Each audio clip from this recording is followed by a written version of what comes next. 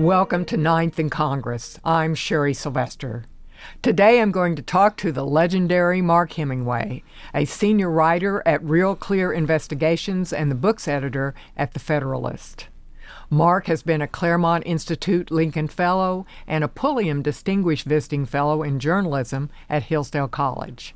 He is the recipient of a Robert Novick Journalism Fellowship and was a two-time Global Prosperity Initiative Fellow at the Mercatus Center at George Mason University, where he studied microfinance in Southeast Asia. He has written for outlets as diverse as the Wall Street Journal and MTV and has appeared on C-SPAN's Washington Journal, CNN, MSNBC, Fox News, and National Public Radio.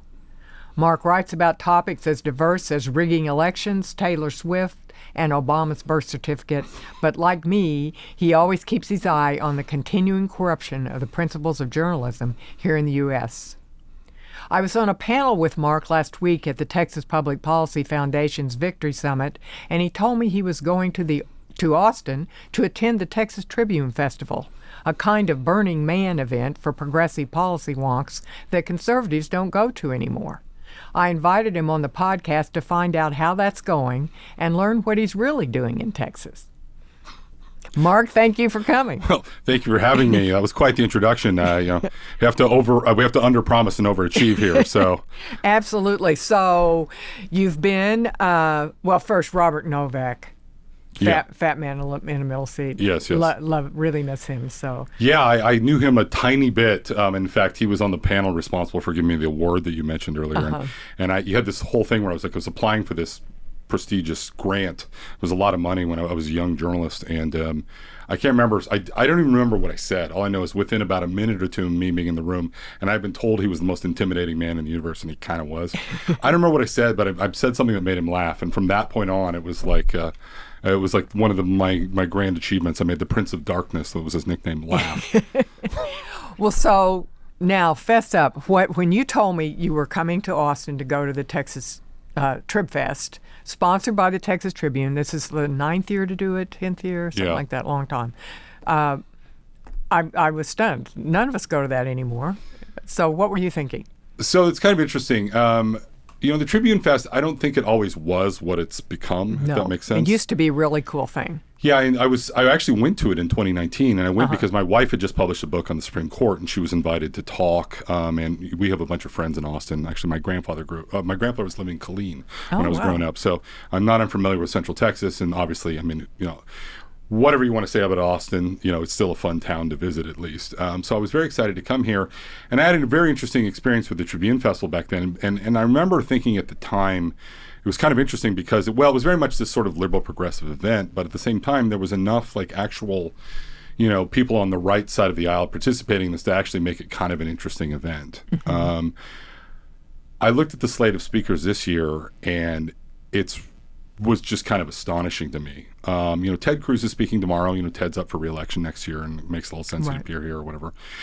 And there are a few people, there's some, token conservatives, Karl Rove is here speaking, and then there's a whole bunch of never Trump Republican types. But by and large, it was, looking at the speakers roster, I was just kind of taken aback because, Texas is known for having a functional political culture where Republicans talk to Democrats and stuff.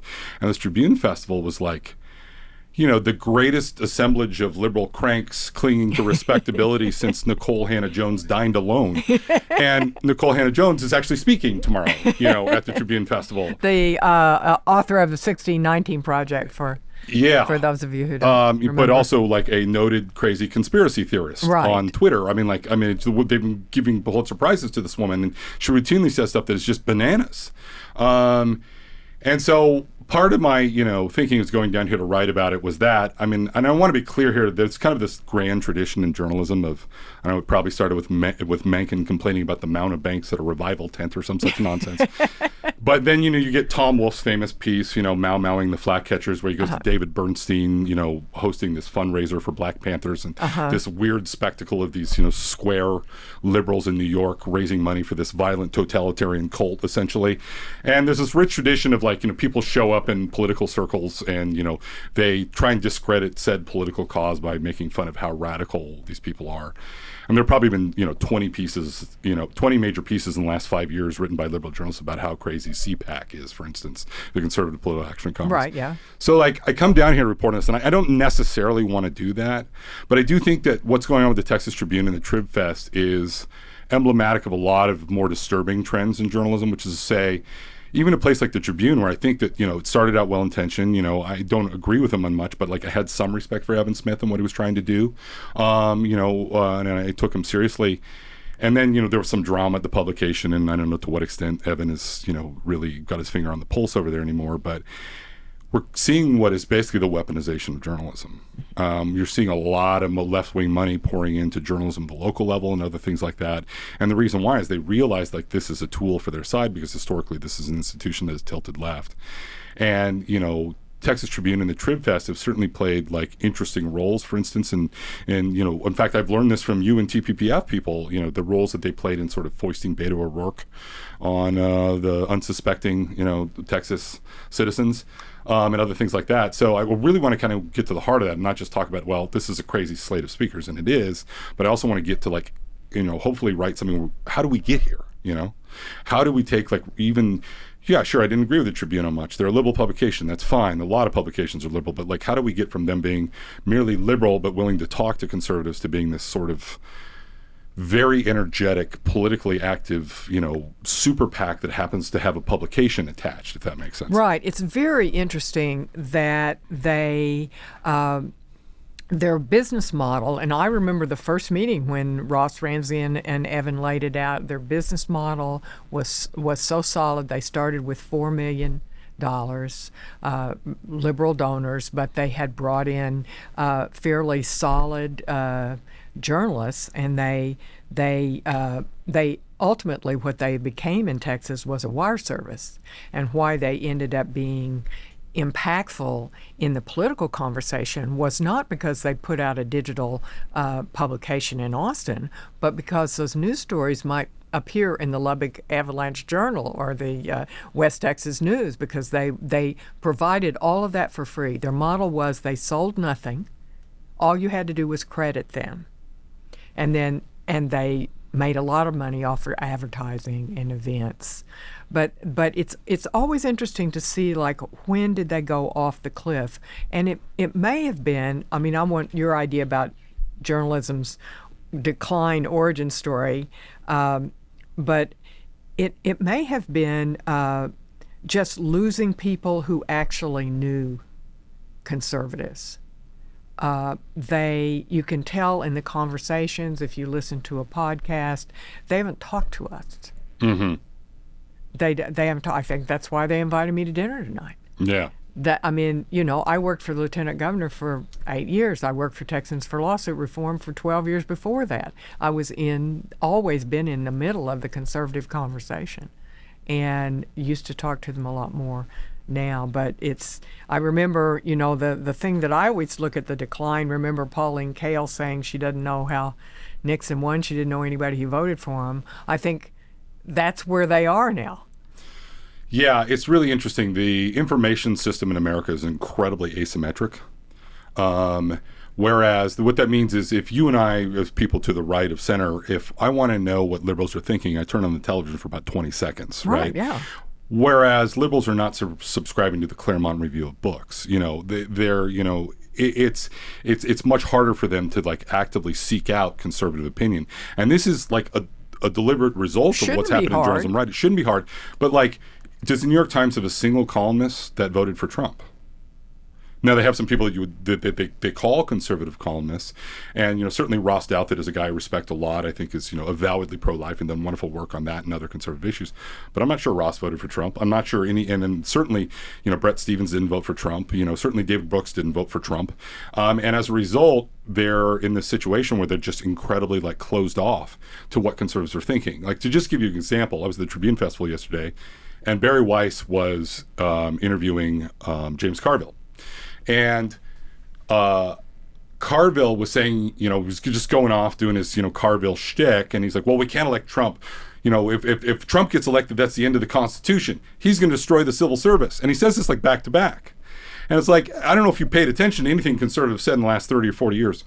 What about the civil service as it presently exists, where we have something like 2-something million federal employees, where we have entire federal agencies that employ tens of thousands of people that go years without firing a single employee for cause, that have de facto legislative authority? What about that situation is constitutional?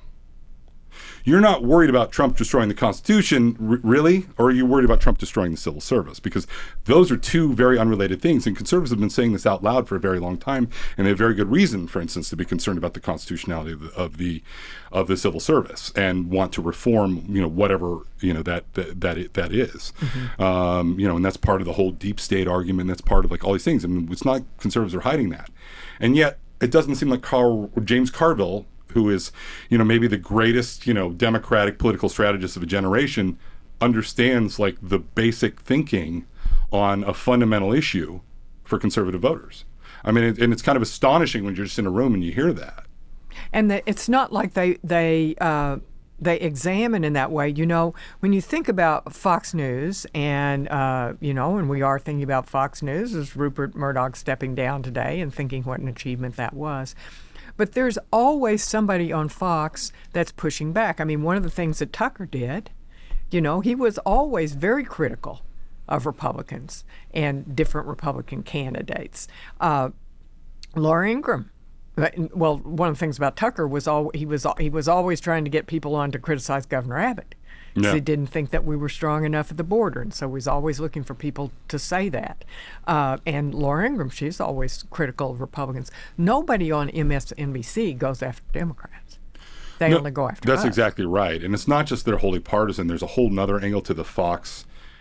Fox catches a lot of flack, but the reality is that Fox is the only cable news network left with any sort of notable firewall between what would be news and editorial. Mm-hmm. Like you watch Brett Bayer's special report program at 6 p.m. That's a news show, back to front, right?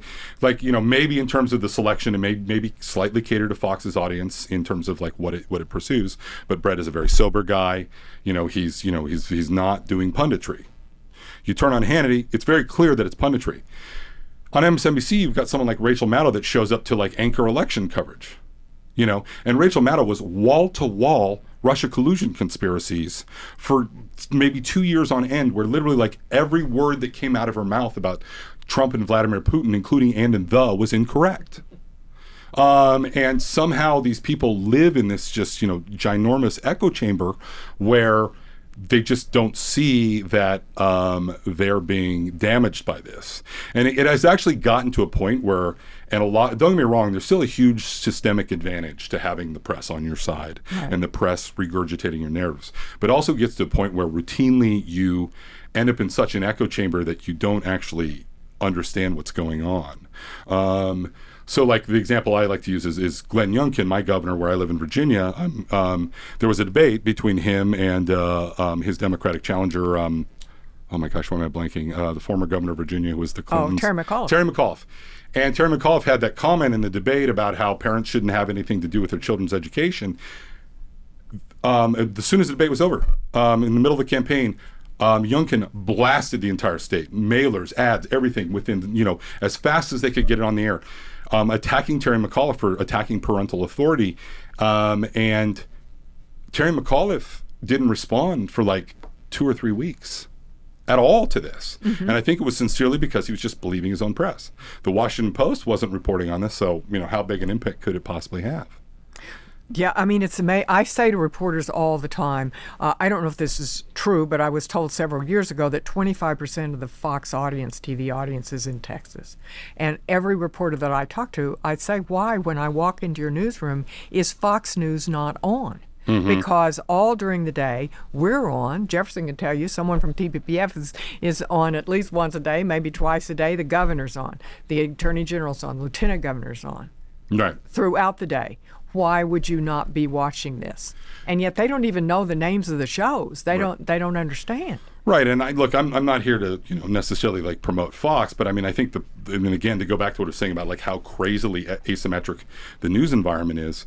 When Tucker Carlson was fired from Fox, he wasn't just the highest rated cable news host. He was the highest rated cable news host among Democrats. Right. And the reason why is because the news has become so uniform. Like it's so predictable. You know what to expect. Everybody everybody's singing from the same hymnal when you turn on all the other channels. And so even Democrats are desperate for like, well, there's got to be an alternative perspective on COVID because these school closures are crazy or whatever. And so Fox's power is in large part because they're doing such a terrible job. Yeah. And if they would, and this is the thing that just blows my mind. And again, to go back to the TribFest, I was just on a panel. I just sat through a panel today about right-wing extremism. And look, I'm not going to fight these guys on a lot of stuff. Yeah, sure, QAnon is bananas or whatever, but so much of what they were griping about. Well, one, there's two issues. One is that so much of what was mainstream news for years, whether it was Hunter's laptop or COVID or Russia collusion or things, turned out to be conspiracy theories completely parroted by the mainstream media that anyone with half a brain could have figured out within a month or two.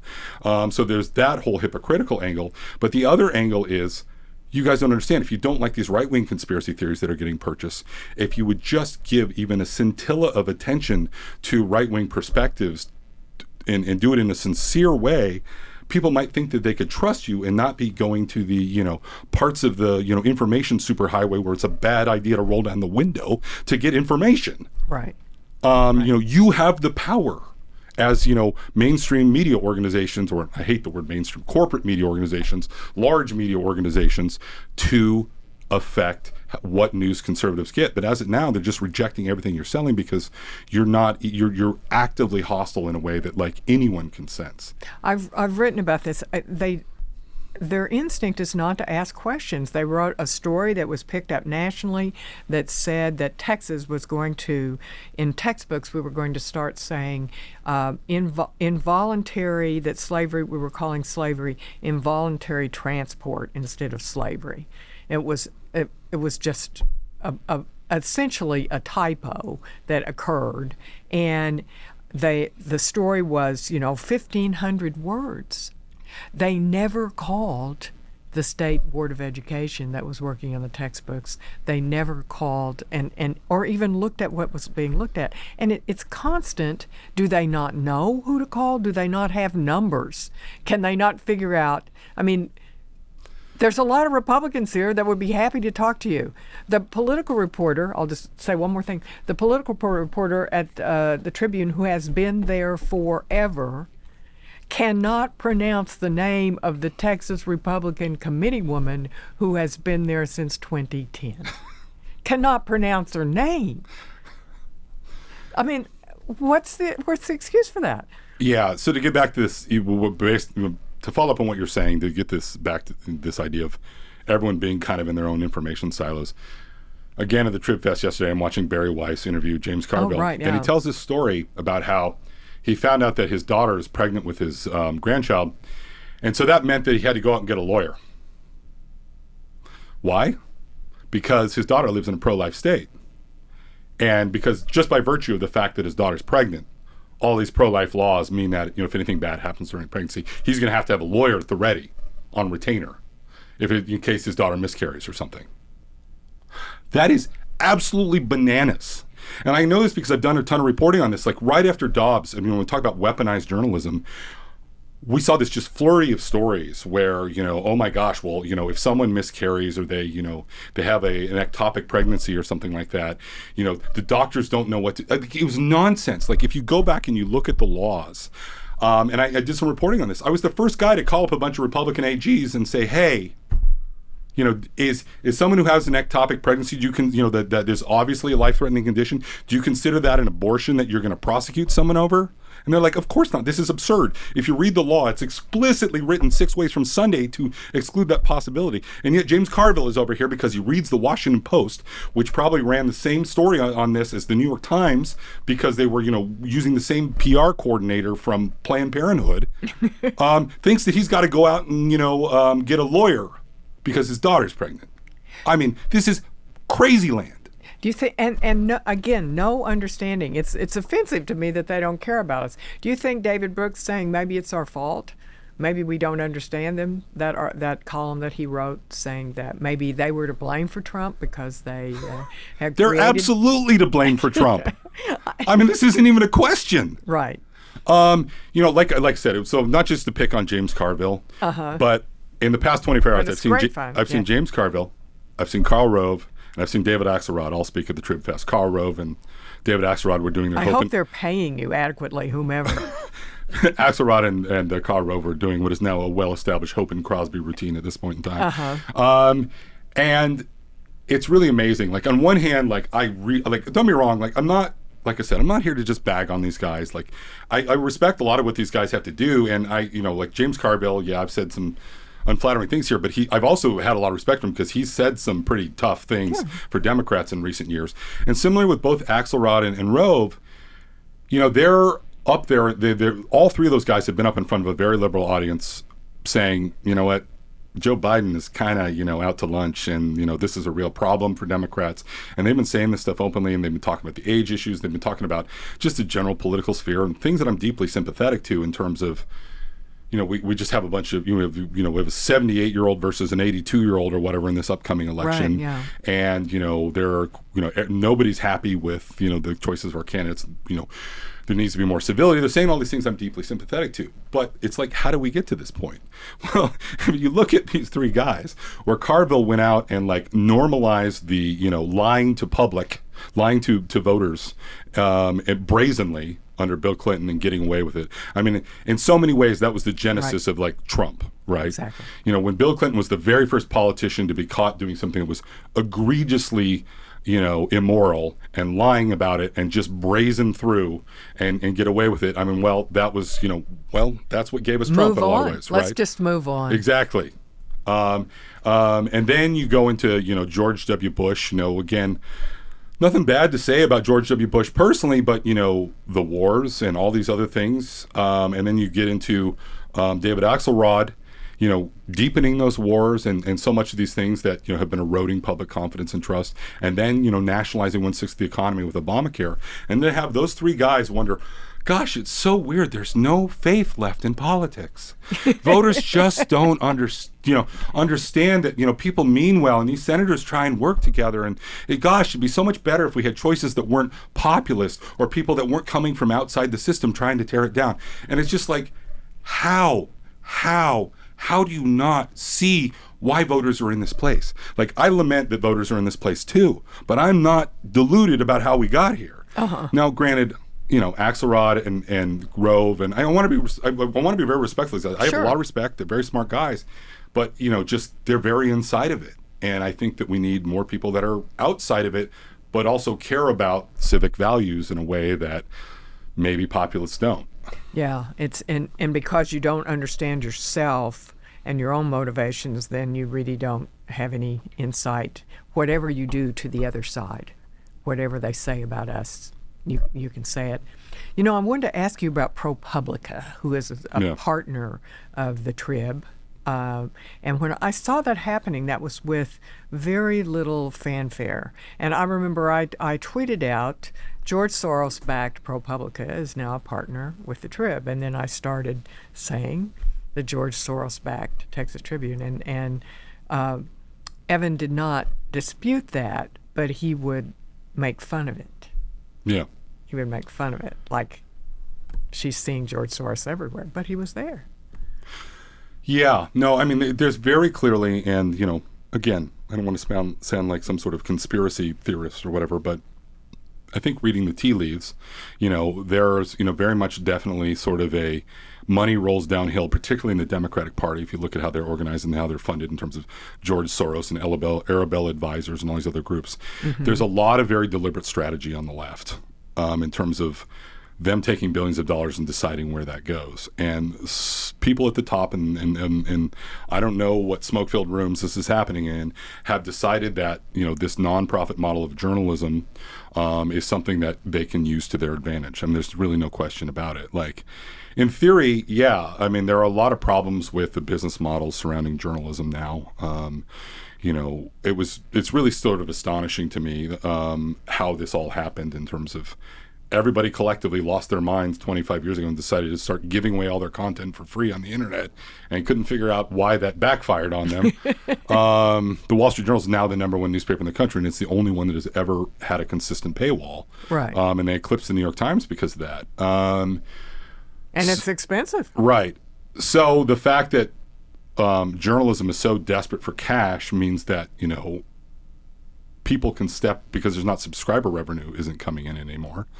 And because they're subject to the algorithms and social media and stuff like that in terms of, how they get eyeballs and clicks and online ads, they started increasingly, catering towards specific ideological audiences because of the so you would a smaller subset of ideologically passionate people, start accounting for a larger amount of revenue. And now we're in a situation here where, the big Democratic money has realized, we can fund this stuff. Mm-hmm. And I wasn't quite sure what to think of ProPublica at first, but we've had, I don't remember how many years it's been in existence now. It's less than a decade, I would imagine. Yeah. The evidence is in, and it's pretty brutal. I mean, the hit pieces against the conservative members of the Supreme Court are clearly a coordinated thing.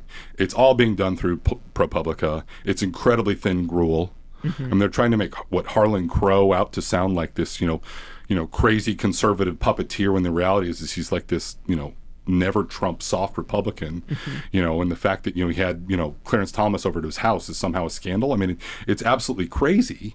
And then the other thing that ProPublica has been doing that was really, really alarming was they've been publishing all these leaked tax returns. Right. I really wondered, how can they do that? Well, I mean, whether or not it's legal, and again, the leaking of the tax returns, somebody has broken the law in a very bad way, and it's also really indicting that no one in the IRS, the federal government, seemed to give a damn about, ferreting out these people or doing anything about it. Whether or not that's the case, publishing people's tax returns willy-nilly is just abhorrent and unethical. I don't care that these people are billionaires. I mean, and a lot of these people, they're really wealthy people that they're publishing their tax returns. They're billionaires and stuff like that. But there's, dozens and dozens of billionaires out there that you and I don't even know who these people are. I mean, I remember reading stories about these billionaires at ProPublica and what they're supposedly doing that's criminal on their tax returns. I don't even know who this guy is. And it's just at what point do you decide that this is newsworthy? I mean, they get to make these big unilateral decisions, and I don't think that they're making good decisions. And I think the reason why they're not making good decisions is because whoever is paying them or whoever's coordinating this, something's coming from the top that is putting them on a very ideological agenda in a way that troubles me.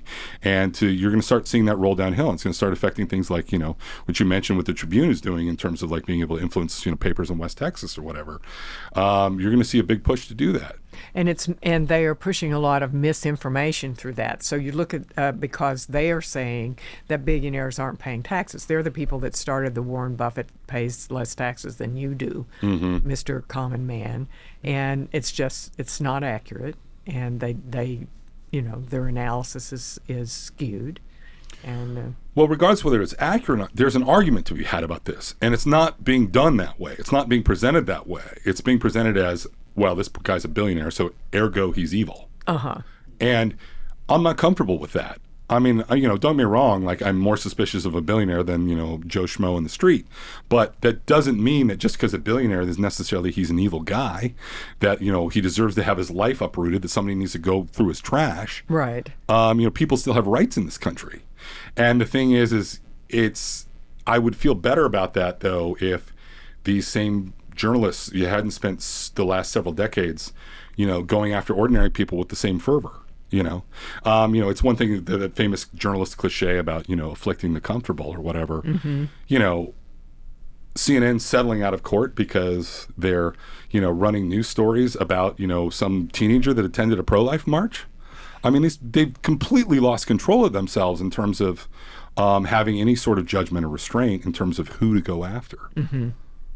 Well, so wrapping up here, Mark. So what do you see? I mean, you're a journalist. Clearly, despite your all over the map resume, you're still here. I've worked at 3 magazines, 2 daily newspapers, a Financial Wire, I've been an investigative reporter for the past several years. Yeah, there's not much I haven't done or seen in the last 25 years or so. Where do I see this heading? I mean, honestly, this is the thing. No one knows. I do think that honestly it's going to get worse before it gets better because, like I said, the problem is that these organizations really need to reform, but they're not talking to people that have insight into what they're sort of doing wrong. And we saw a good example of this sort of last year where CNN. They hired this outside guy, Chris Licht, remember? Right, yeah. The new president of CNN, and he basically had a mandate to go in and moderate the place because it had gone completely off the rails under Jeff Zucker. They just completely lost their mind to the Trump coverage. There were, so many sex scandals in the newsroom there that, they could have staged a community theater production of Caligula. I mean, it was just like a complete zoo there. And this guy who's given the mandate to reform survived about 6 months because the reality is there was no way for him to go in there and reform the newsroom without, for instance, the Atlantic profile that kind of did him in, for him to publicly talk about things like, well, we got COVID wrong. He's saying this out loud, and I don't know. I mean, it's basically the situation in the media is there's just so much circling of the wagons that any dissent, any chink in the chain, and they know that it's so fragile. They know that they're barely clinging to an audience. If you're on broadcast television, it's just a giant demographic cliff. No one knows what cable news is going to look like in 5 years because no one under 60 is watching it. Right.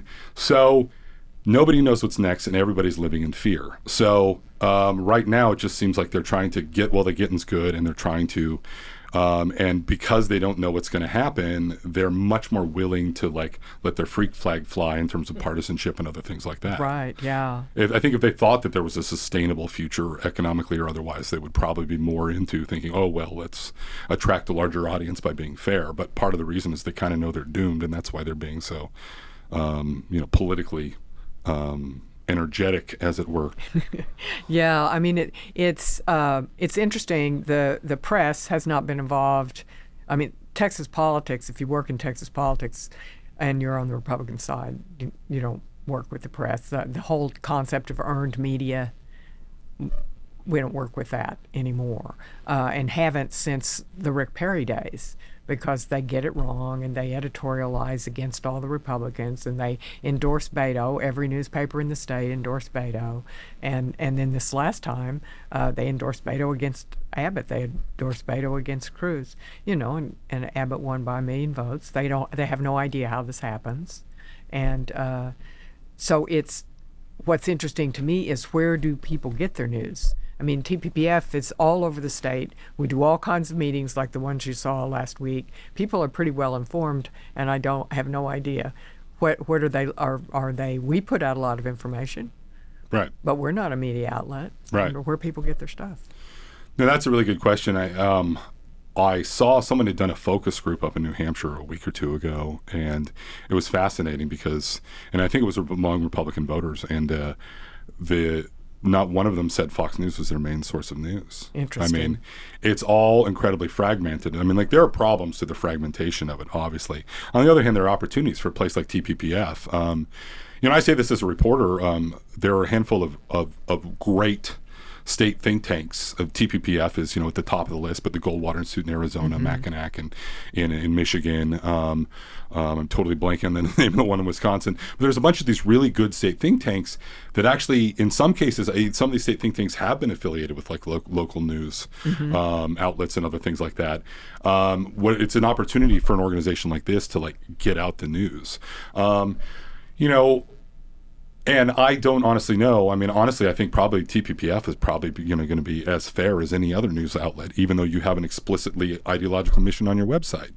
But on some level, that's at least transparent, whereas it's really amazing to me that so many journalistic institutions are still clinging to this notion of objectivity that, I think in a lot of ways is outdated. And was never really entirely accurate. But the other thing that I think is happening, and I think this is really sort of a fascinating angle, is A woman named Batya Ungar Sargon wrote a book called Bad News in the last year or two, and it's a fascinating book. And she makes the point that media bias is as much or more a function of class as it is ideology. And like, this is the thing that I think with Democrats really, if they care about this, need to watch out for. Rush Limbaugh and conservative news, Fox is a very tabloidy sense to it. And Rush Limbaugh got really popular because he was on talk radio. Who listens to talk radio? Right. It's people that are driving around all day in blue-collar jobs, people that work on shop floors. People that work in offices are not listening to talk radio. And so conservatives, over a long period of time, attracted a much more broad-based sort of blue-collar audience. Whereas you will see, I think Batya Ungar Sargon in her book points out there was a New York Times magazine that came out once that had Angela Davis on the front cover and an ad for Cartier on the back. It's just such a contradiction anymore that I really think that it's become not just out of touch, but it's become so catered to an advertiser-friendly, elite, liberal, aging audience. And let me tell you, that perfectly describes who's here for the TribFest. I think the average age is about 65. Oh, really? Oh, it's crazy how old the audience is. So it's old white liberals. Commentators have commented on that, yeah. Old white liberals. Old white liberals, by and large, yeah. And that is obviously not sustainable. Right. Despite the fact it's on the campus, it's on the UT campus, right?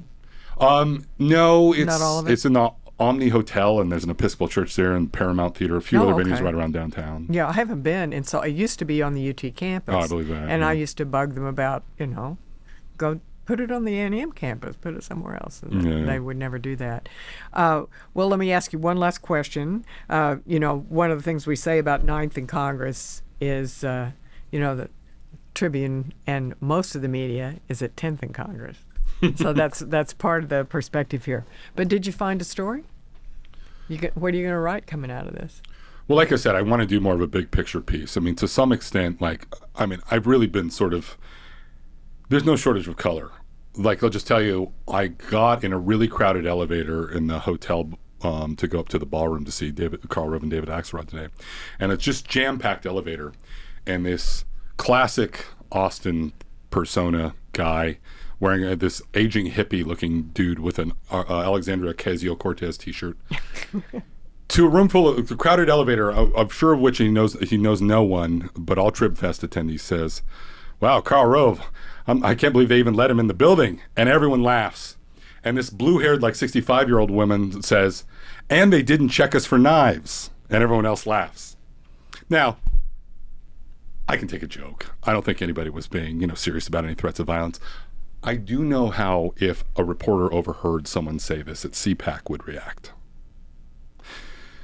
So all I'm trying to say is I'm trying to be better than that. I think there is a larger story here about, like I said, about this issue of weaponized journalism and nonprofit journalism and what events like the TribFest say about, where we're headed in that direction. And so, hopefully you'll get back to me in 2, 3, 4 weeks or however long it is. And, I'll have some sort of larger story about that. But yeah, if I wanted to write the, H.L. Mencken at a revival tent, Mau-Mauing the Flatcatchers piece, there's plenty of material, let me tell you that. Can we still say Mau-Mauing the Flatcatchers? I've been thinking of that phrase quite a lot lately. Evan and Ross said when they started the Tribune that they wanted to create community. Mm-hmm. And that was their goal as much as journalism. And so it's interesting that's the community they've created. But I really appreciate getting to talk to you, Mark. Well, thanks for having me. Anytime I get to Austin, yeah, I know Austin has a reputation as a liberal city, but, it's a wonderful place, and I'm a music fan, so I'm glad to be here. Good music, good barbecue. Thanks so much to all of you for joining us today. You can subscribe to the Ninth in Congress podcast at Spotify or wherever you get your podcasts. If you'd like to receive the Ninth in Congress newsletter, you can sign up at the TPPF website, www.texaspolicy.com/9th in Congress.